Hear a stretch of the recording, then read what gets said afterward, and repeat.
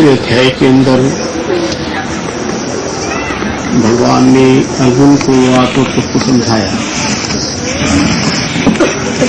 उस आत्म तत्व के अंदर ये स्पष्ट बतला दिया, जायते म्रियते वा कदाचित् नायं भूत्वा भवितावान भूयः अलो नित्य शाश्वतोऽयं पुराणो न हन्यते हन्यमाने शरीरे। ये जीवात्मा नित्य है, शाश्वत है, किसी के मारने से नहीं मरता। ये इसकी एक विशेषता है। फिर दूसरी पॉइंट की एक और बात समझाई। भगवान ने अपने मुखारविंद से एक बात कही, अतो वा प्राप्स्यसि स्वर्गम जित्वा वा भोक्ष्यसे महीम्। या अर्जुन, यदि तुम मारा गया तो स्वर्ग को चला जाएगा, यदि जीत गया तो पृथ्वी का भोग करेगा। इसलिए तस्मात् युद्धाय युध्यस्व, इसलिए तुम युद्ध में लग जा, इसमें तेरा कोई नुकसान नहीं। ये बात तुम्हारे मनों के अंदर घूमती होगी। अतो वा प्राप्स्यसि स्वर्गम, मारा गया तो तू स्वर्ग को प्राप्त हो जाए, और यदि जीत गया तो जमीन का भोग करेगा। मेरे सामने आज ये प्रश्न बराबर घूमता है, मैं उसको थोड़ी देर के लिए समझा देना चाहता हूं। 2-3 बातें इस प्रकार की हैं। युद्ध में कोई मारा जाता है, वो स्वर्ग को चला जाता है।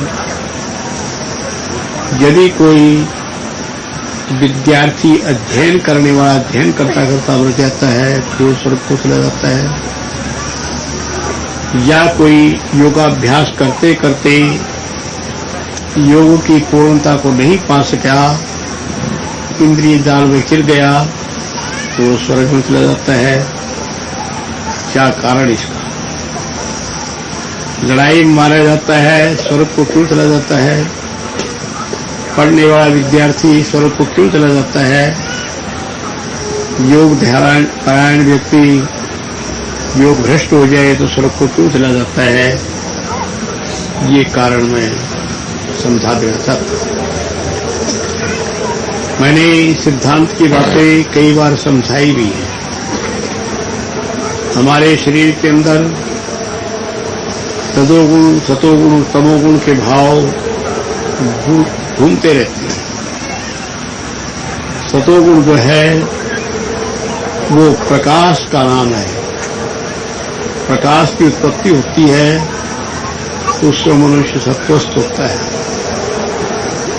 इसीलिए योगी लोग अपने शरीर का जब त्याग करते हैं वो सत्वस्थ होकर करते हैं।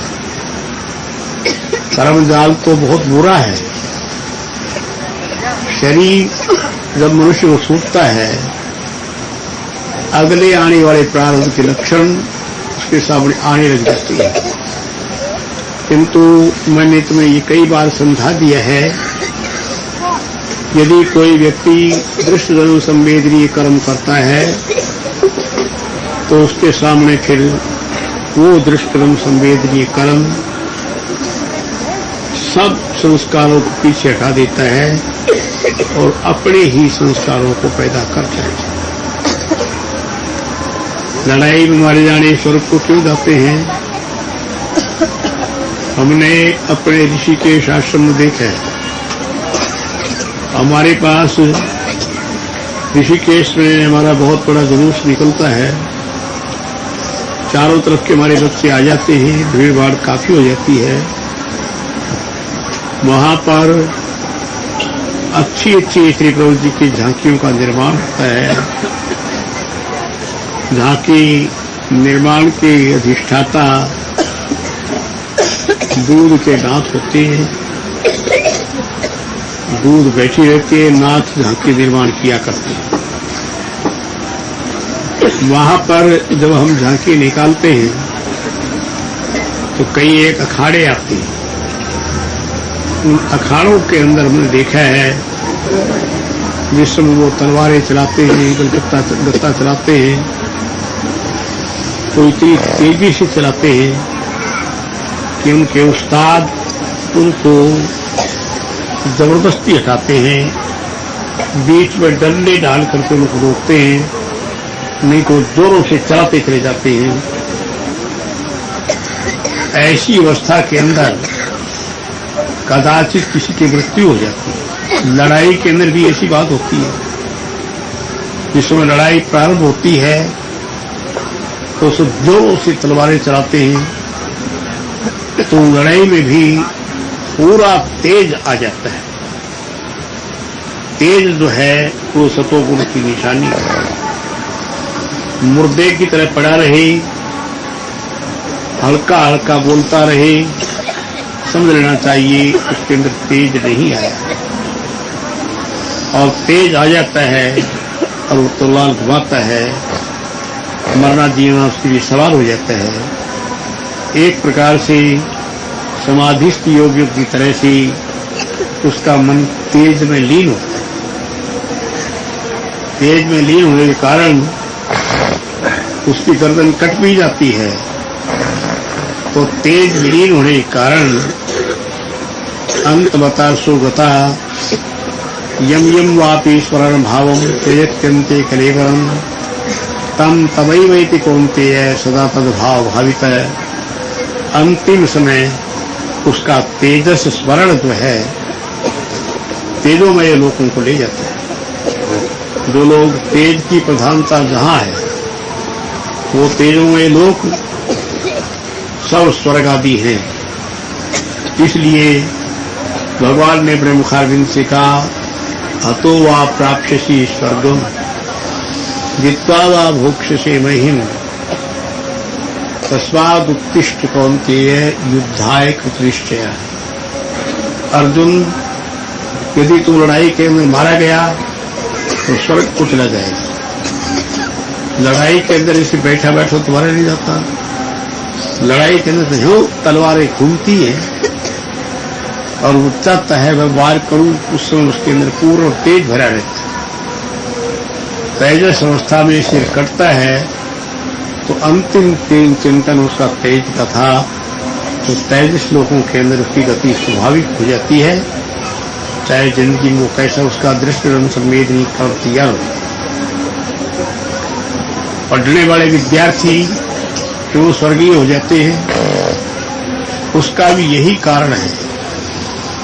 वो अपने पुस्तकों को रटते हैं, याद करते हैं, बुद्धि निर्मल होती चली जाती है। बुद्धि के अंदर प्रकाश आ जाता है। इसलिए पठन काल में यदि किसी का इस प्रकार देहांत होता है तो वो स्वर्गीय हो जाता है।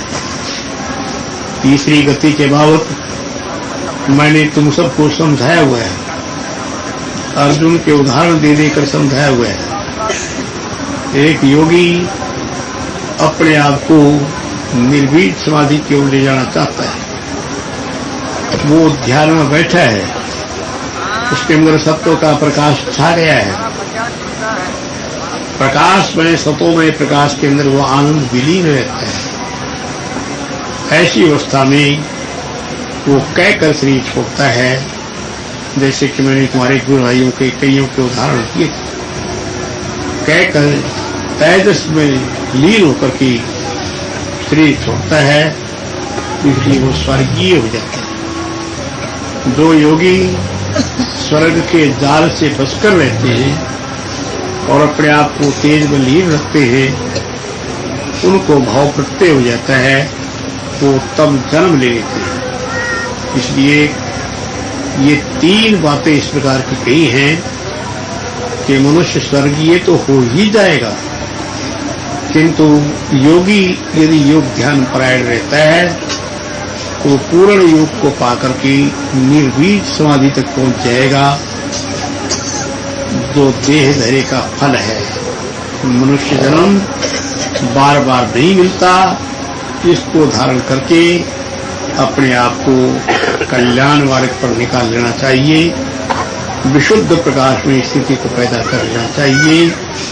जो मेहनत करेंगी श्री प्रभु जी के चरणारविंद में, उनको शक्ति मिलेगी और वो विशुद्ध प्रकाश को ग्रहण करके अपने आप को प्रकाश करने वाले बन जाएंगे।